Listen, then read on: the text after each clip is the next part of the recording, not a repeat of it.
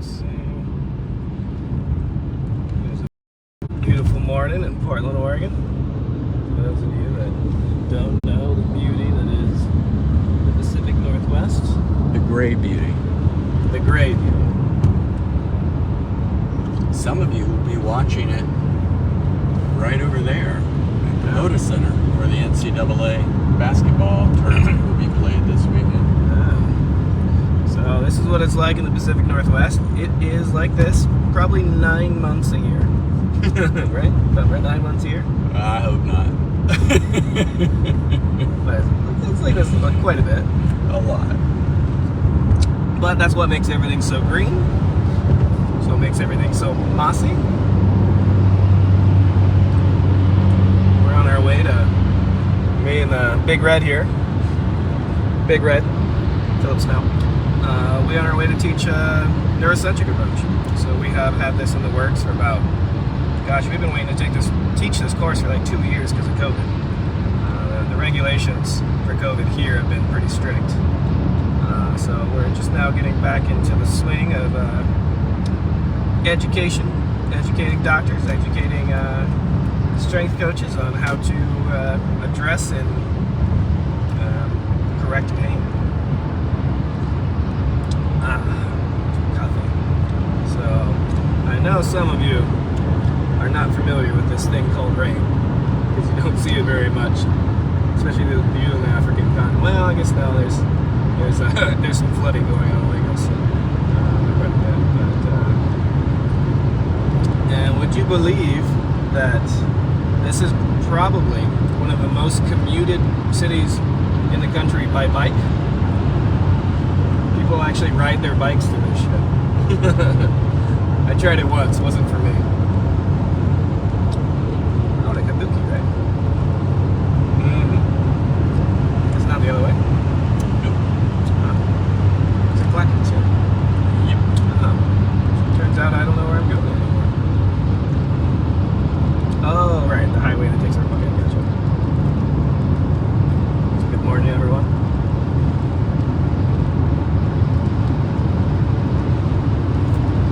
So, what we're doing today is we're teaching the neurocentric approach. So essentially what that is we're teaching people how to evaluate, treat, and correct pain of the nerves from the neck to the hand. So it's the upper extremity course. Later we'll come back and teach the lower body, which would be the same thing, where we are we mix and match between exercise and some manual work. And so I'll be going live at different times. It'll be pretty interesting for you guys as far as like seeing how to do things. Some of these things you could potentially try yourself if you're in a different country. It's not most of it's simple. It's just a matter of knowing when, where, and why. And that's the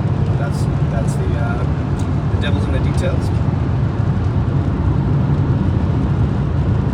Okay, 25. Somebody's 25 miles below Portland. Yeah, it's probably right in there too.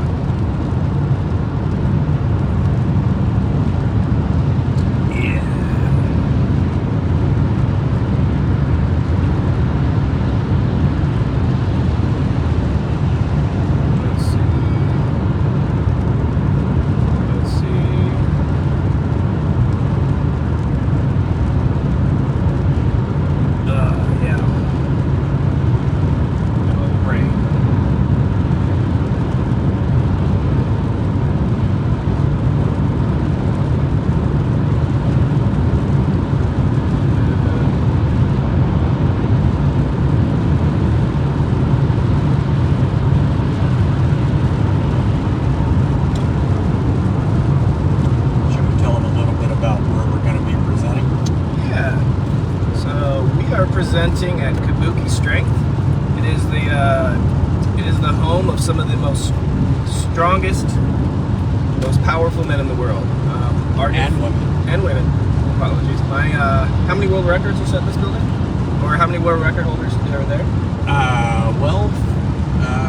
Sponsored athletes through Kabuki Strength. I think the last count was several dozen world records attributable to the methods and coaching there. And that's where my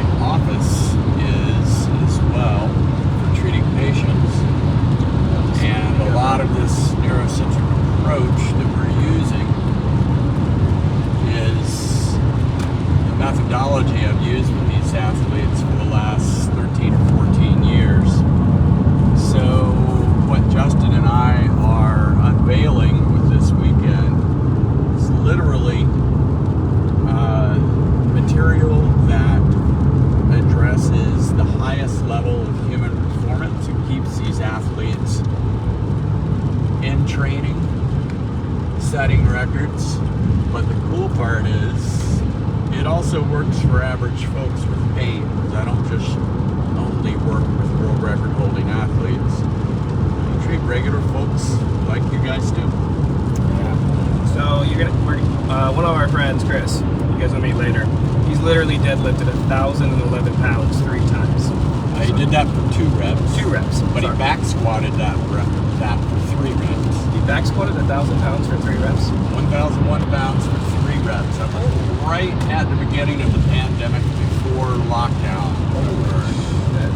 So He's the only person in history who did that. So yeah, I didn't know that. That I didn't know. Our friend that you're going to meet later, who owns this gym, is the only person in history to squat over 1,000 pounds For 3 reps. for 3 reps. He did it for 3 reps. That means 3 times 1,000 pounds on his back, down in a squat position, like you're going to the toilet, and then up 3 times.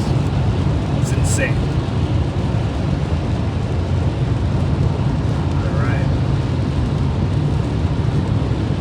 All right. Well, tune back later. And thanks everyone for joining.